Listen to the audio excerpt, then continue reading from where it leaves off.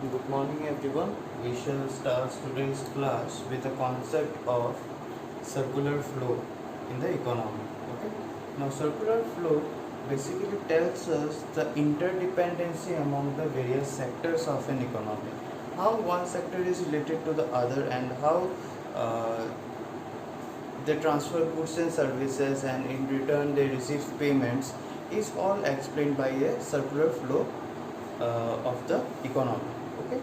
Now circular flow happens, the circular flow implies a flow of goods and services and payments among the several sectors of an economy. Now there are four sectors of an economy, namely one is farm, okay, that is the production sector. The other one is the household, it is the consumption sector. So this household constitutes the or represents the consumption sector or shows the consumption side of the circular flow, and this shows the production side. Then the third factor is government. Okay. Now government is there to supervise and impose penalties and regulate these two sectors. Okay. And the fourth one is external sector. Basically this sector implies the rest of the world.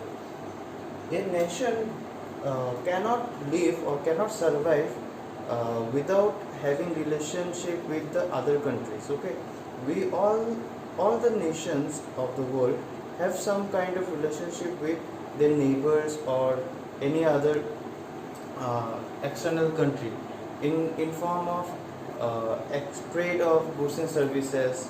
They might have relation in form of investment, foreign direct investment, or they might be related in the mobilizing fund from their own nation to the other nation.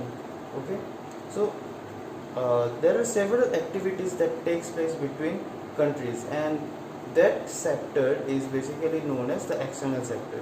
So those activities which takes within the or between the countries are represented by the external sector.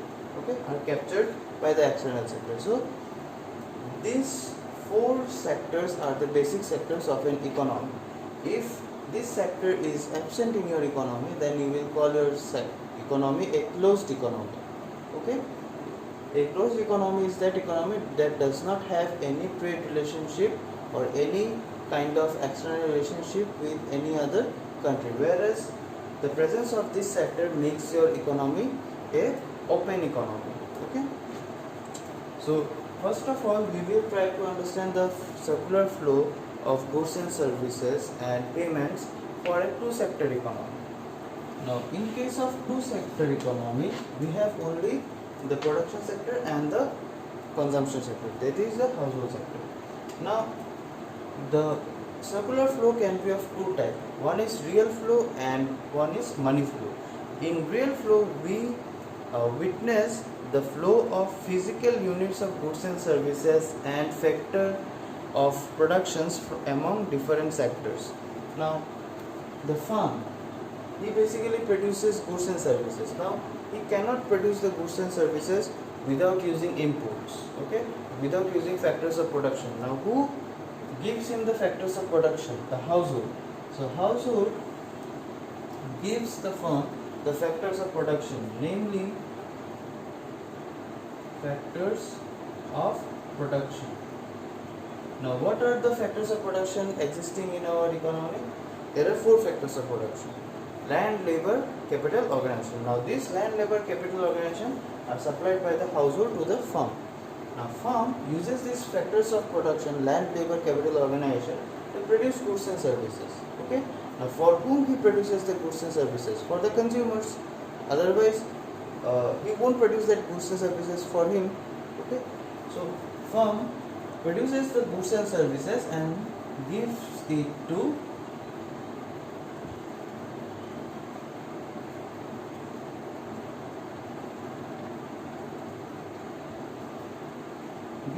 the household. Okay, so here we are witnessing the flow of physical units of goods and services and physical units of factors of production, okay, among firm and household. This is known as real flow. Whenever we deal with the quantity of goods and services, or whenever we study the flow of goods and services, the quantity flow of goods and services and the quantity flow of factors of production, it is known as real flow, okay. However, we can also have a money flow. Now, as I have said that household gives factors of production to the firm, okay. Now, the firm in return has to give something to them. Now, who are the factors of production? Land, labor, capital, organization, okay. Now, these four factors cannot be used for free. If the firm is using this land, labor, capital, organization, he has to pay something to them.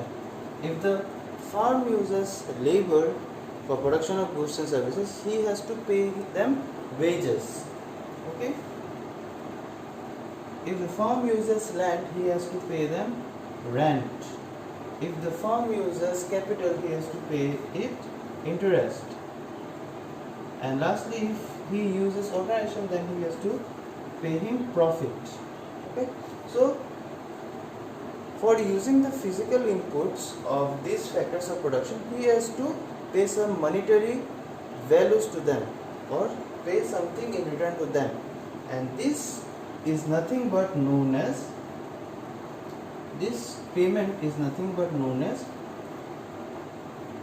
payment for factor services, okay. So, this is nothing but payment for factor services, okay. So, the firm uses factors of production and in return gives the household factor services. Basically, household works over here and earns income from firm over here. So, this is the income of the household, okay. And the firm also provides goods and services to the household. Now, he won't provide the goods and services to the household for free. In return, he will accept some kind of price. You cannot go and ask a firm to give you a good for free. Rather, he will ask you a price in return. So, basically, for using these goods and services or for consuming these goods and services, household has to pay something to the firm in return, which is known as consumption expenditure, okay. Now, the outer arrows, the arrows which are placed outside, that is the payment for factor services and consumption expenditure, are in form of monetary units, and therefore this flow is known as money flow, okay. So, whenever we deal with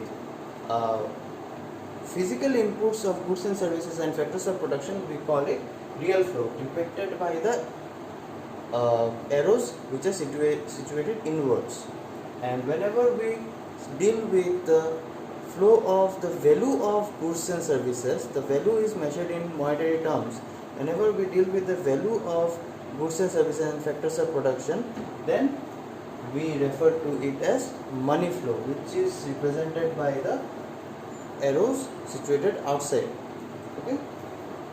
Now, in explaining the relationship between the firms and household and government and external world, it is easy to use only money flow. Using up of real flow will make you complicated. So, while elaborating several sectors and the dependency of several sectors, we will resort to only money flow, okay.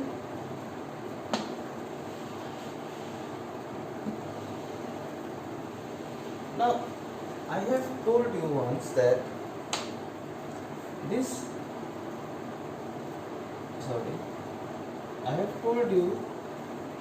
this payment for factor services is basically the income of the household, and this expenditure for consumption made by the household is his expenditure.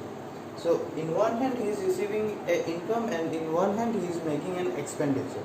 So, this circular flow will keep on existing or will keep on running on the assumption that the income that the household receives is completely spent as expenditure. Okay, that means if he receives 100 rupees as income from this side, from the farm, he will spend 100 rupees on consumption expenditure, otherwise the flow won't be continuous. Okay, but this is not the reality. In reality, whatever we earn or whatever is our income, we don't tend to spend the entire amount of our income for consumption. Rather, we spend some amount, rather we save some amount of it. Okay, so if the household by working in the farm earns 100 rupees, he won't spend 100 rupees in consumption. Rather, what he will do, he will go to the bank, that is the financial unit or the financial advisor, and he might save 20 rupees. And rest 80 rupees he might spend in consumption. So he is receiving 100 rupees and he is giving 80 rupees to the farm. Okay, now the farm is receiving a payment of 80 rupees. Okay, and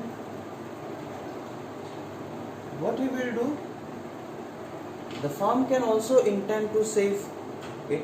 It's not that only the household will save, but the farm can also save.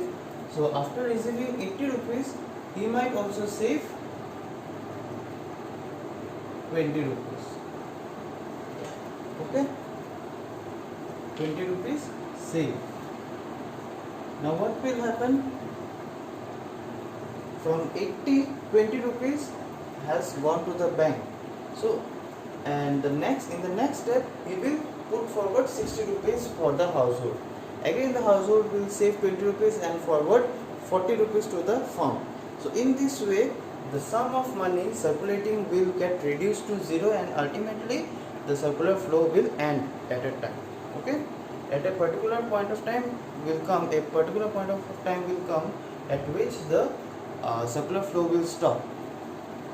Now, this savings from 100 rupees, 20 rupees is coming out of the circular flow. It is not moving in the flow, rather it is coming out of the flow.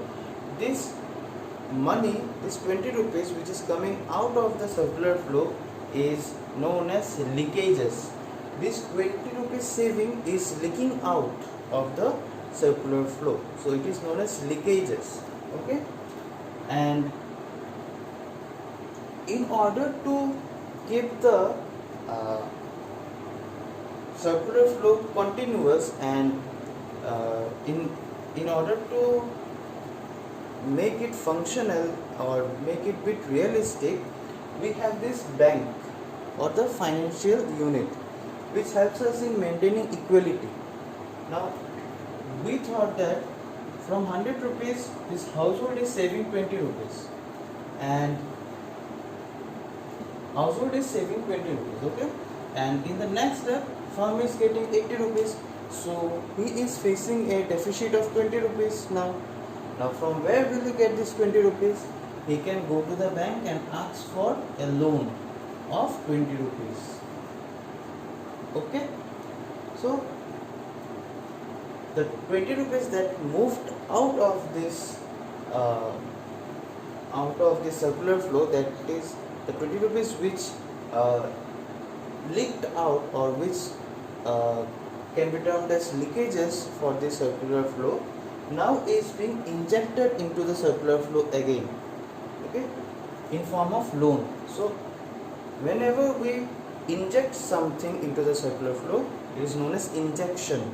So this 20 rupees loan is being injected into the circular flow, and therefore this 20 rupees loan will be termed as injection, whereas this 20 rupees saving which went out of the circular flow will be termed as leakages. Okay, similarly, if the firm saves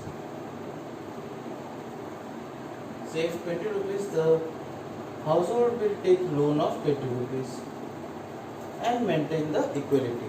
So bank makes the circular flows realistic and functional.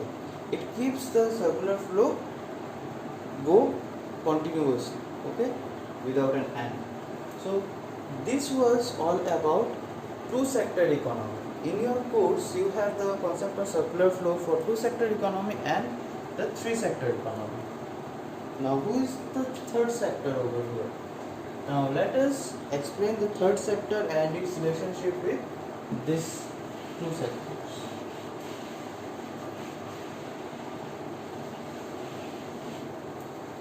In the three-sector economy, you have farm, you have household, you have bank for making the circular flow continuous. So household gives something to the farm and the farm gives something to the household. Now what are the things? We will only draw the money flows over here, okay? So farms gives household factored payments.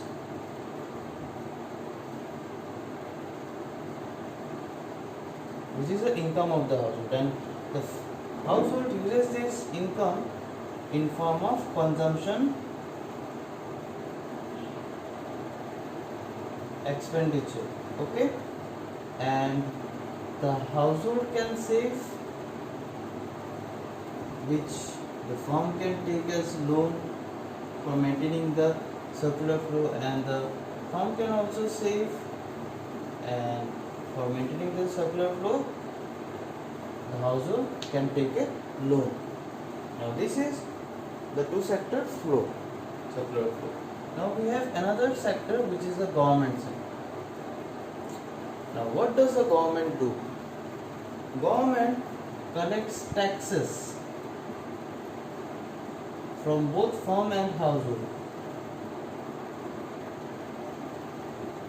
So tax is the mean of or the way of earning income for the government.